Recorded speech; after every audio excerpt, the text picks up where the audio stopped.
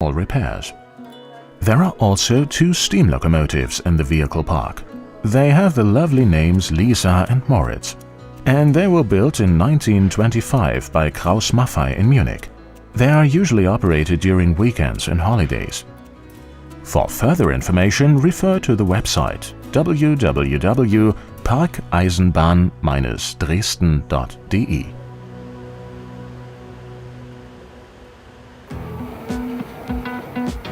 Now let us put paid to narrow gauge rails. We are now in the railway depot Dresden-Altstadt, the home of the Railway Museum Dresden. Here an active club cares for old locomotives and the preservation of the depot site. The battery-powered tractor drives towards the roundhouse in order to pull a very special engine onto the turntable. The first engine shed was built in 1872. Its task was to supply the locomotives for the former station named Böhmischer Bahnhof. Until 1926, 3 more roundhouses and a number of other buildings were erected. After the electrification, the depot lost its importance. Every now and then you see a steam locomotive at the coaling crane. So übers Jahr verteilt kommen uns doch auffallend viele. It's quite noticeable how many locomotives come to visit us in the course of the year. A very big classic is the day tour to Dresden. What do they do with the locomotive after the passengers have left the train at 11 o'clock in the main station? It cannot remain in the main station, so it comes here to us. And in the afternoon at 5 o'clock it goes back to the main station for the return journey. Als Bahnbetriebswerk sind wir voll. As a depot, we are fully operational for the servicing of steam engines. We have a water crane, and underneath it is an ash pit. This here is the coaling plant. And in the shed over there, we have pits underneath the rails where inspections can be carried out. Unter den Gleisen, wo man also Untersuchungen ausführen kann. Here they are in the shed. Famous express steam locomotives such as 03001, which is on loan from the DM Museum in Nuremberg, and 19017, also called Pride of Saxony. It is the only surviving loco of this legendary steam locomotive class. The V240-001, a prototype which never entered serious production. Small goods locomotives too, such as 896009, a Prussian T3, have their home in this shed. But what does an electric locomotive do in a depot without catenary? Eine rotierende Bewegung des Elektromotors. In today's opinion, it is somewhat odd to translate the rotation of an electric motor into a parallel movement and then change it again into the rotation for the wheels. But after the Great War, technology was not advanced enough to transfer the required large forces directly from rotation to the wheels. Nur rotierende Werke zu übertragen. And that is why they had to make do with mechanical solution they already knew from steam locomotive construction.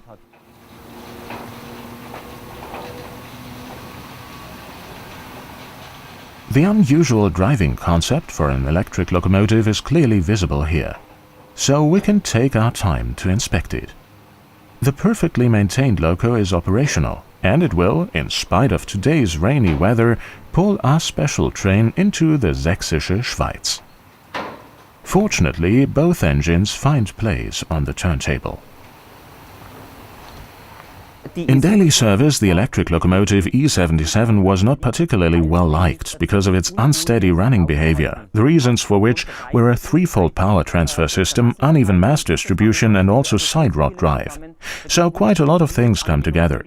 And there are sources of vibrations galore, all depending from the length of the train we compose today, and we could clearly see and feel how it is. E7710 was built by the locomotive factory Krauss in Munich in 1925. The electric components came from the company of Bergmann Elektrizitätswerke in Berlin. The loco weighs 113 tons and is permitted to have a top speed of 55 km/h. Die bayerischen Maschinen hatten zentrale Übergangstür längs. The Bavarian engines all had a front door, just like the one you see here. The Prussian engines, however, had a closed front. None of the E-77s remained in the Federal Republic of Germany after World War II, because all Bavarian engines went to Central Germany in 1943. In exchange, the E-75s in Central Germany went to Munich. Officially, it was just a clearing up of types. They wanted the E-77 for the appropriate tasks in Central Germany, while the Bavarians preferred the E-75.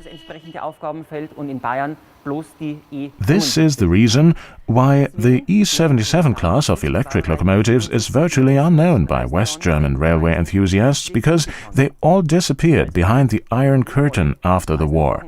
They were simply gone. But one engine survived. On its way to Dresden main station it meets an IC2. This train will soon come as an half-O model from Göppingen. The driver of E-77 must stand. He uses a hand wheel to switch the running notches. The train enters the southern station hall. While the dead-end platforms are in the center, the through rails are in the elevated side halls of the main station. This is where trains to the Czech Republic and to the Sächsische Schweiz leave.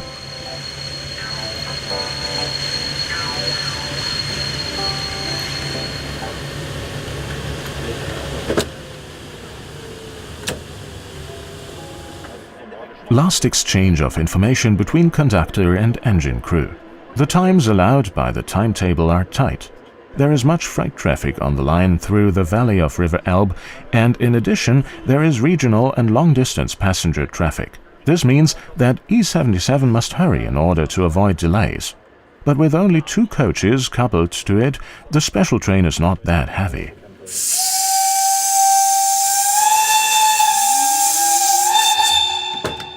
Not only the engine drivers of steam locomotives have their own individual ways of whistling, but those on electric locos do it as well, and they're a little proud of it.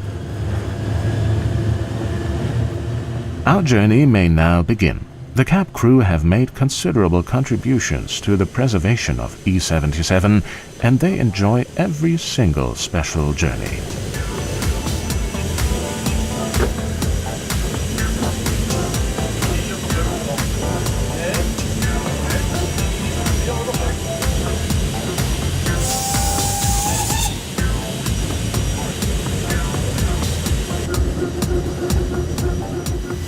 A look into the engine compartment shows technology which is nearly 100 years old. There are no traces of electronics, and there are no computerized fault reports. The crew trust their own experience and listen to noises that come from the loco. Today, all is well. Everything vibrates in the rhythm of the coupling rods. The cab seems to be in its original condition, with the exception of the dashboard. The famous Bastei Rock near Kurort Rathen. We are now in the Sächsische Schweiz, the popular hiking area southeast of Dresden.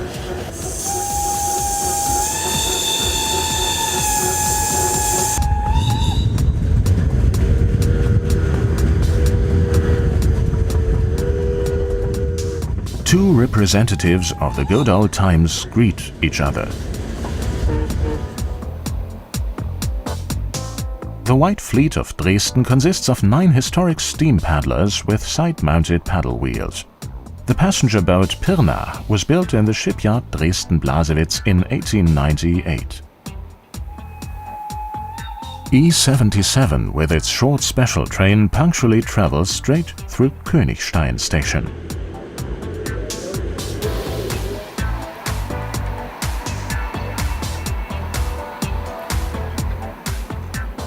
The fortress of the same name is high above the town.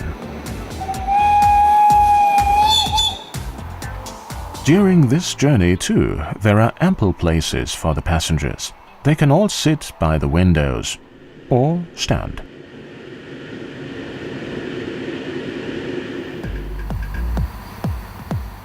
But now there is a delay, but our locomotive must not be blamed for it. Bad Schandau station is packed with freight trains. We have to wait for a track to be cleared. border traffic with the Czech Republic requires local changes for those trains not being pulled by Multi's system engines.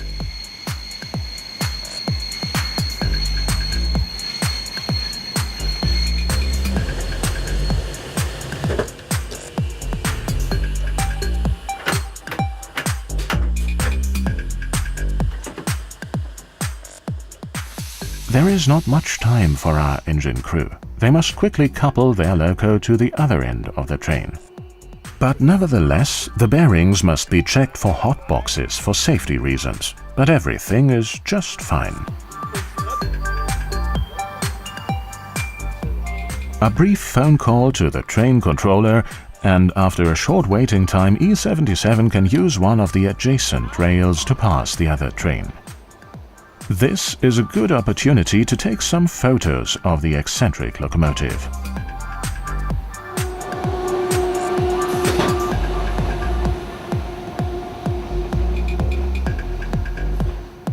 In former times, Bad Schandau was the border station between the CSSR and the GDR. All checks of border crossing traffic were made here. Today, this is a thing of the past. Some EC trains of the Prague-Hamburg line still make a stop here, but usually it is just regional trains from and to Dresden or trains from Děčín and Romburg in the Czech Republic respectively.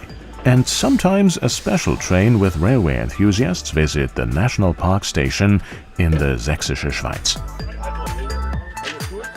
The E77 has now moved to the other end of our special train, and Christoph Schröffel can lock the couplings. Now it is time for the obligatory group photograph in front of the old electric locomotive veteran before it starts for its return journey to Dresden.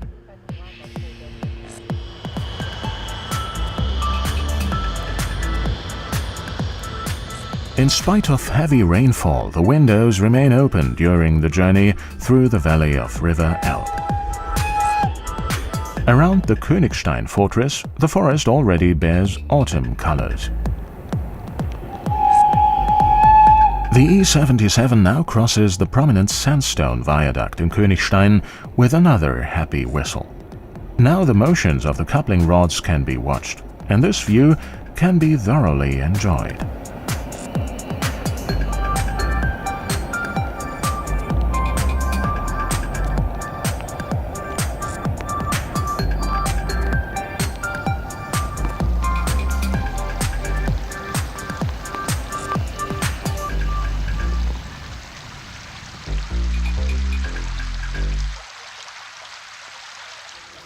In Dresden, another specialty of public transport of the River Elbe city is on the schedule. In Dresden-Loschwitz, two hill-climbing railways go up the sides of the valley. We will visit both of them today. Let us begin with the funicular railway. In the valley station at Körnerplatz, the doors of the wagon turn open. Entrance is on the right side, exit on the left side. Dear passengers, the Dresdner Verkehrsbetriebe cordially welcome you to the oldest ground funiculars in the world. The cable car was commissioned in 1895. Ever since, it has been operating between Loschwitz and the part of the town called Weißer Hirsch. In 1894, the installation was listed under a preservation order for historical monuments. We are now in the Burgberg tunnel. We will then cross the scaffold viaduct in the middle of the line and will then come to the Princess Luisa tunnel just before the terminal on the top of the hill. The line of the funicular has a length of 547 meters and climbs a difference in altitude of 95 meters. Both cars are connected by a wire cable which is 580 meters long. On the scaffold viaduct is a passing point for the vehicles.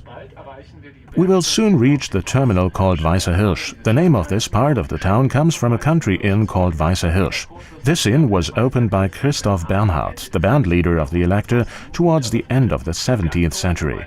The inn has disappeared in the meantime, but there is now the Manfred von Ardenne Observatory in the former park on the side of the Dresden Heath, and there are quiet roads and elegant villas around.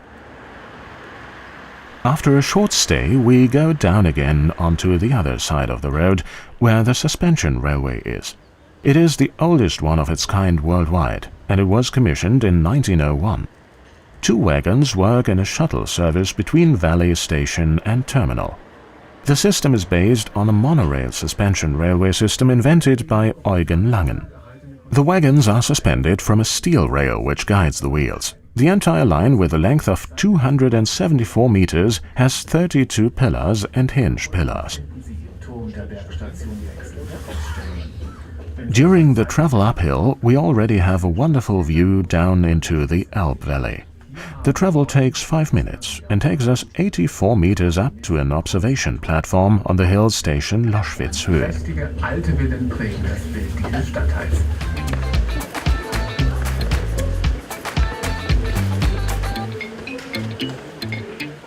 The wagons have a capacity of 40 passengers. Together with the entire steel components, they were refurbished and preserved as a monument in 2001.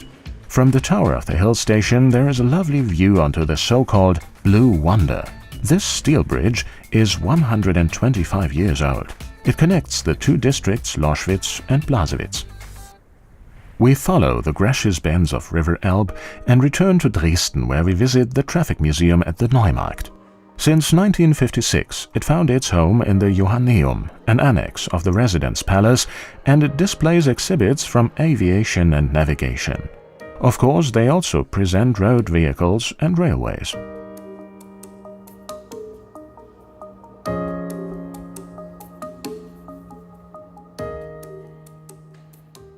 The development of aircraft technology is presented by many original exhibits. There are models of piston engines and a propeller-driven plane from Czech production of the 1950.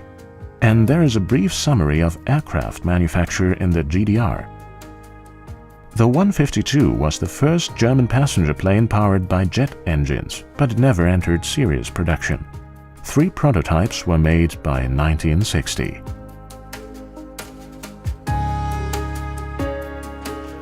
Dresden is by no means by the sea, but one of the sections of the museum is dedicated to navigation. Of course, the steam paddlers on River Elbe must not be missing, but also the boats of hobby captains.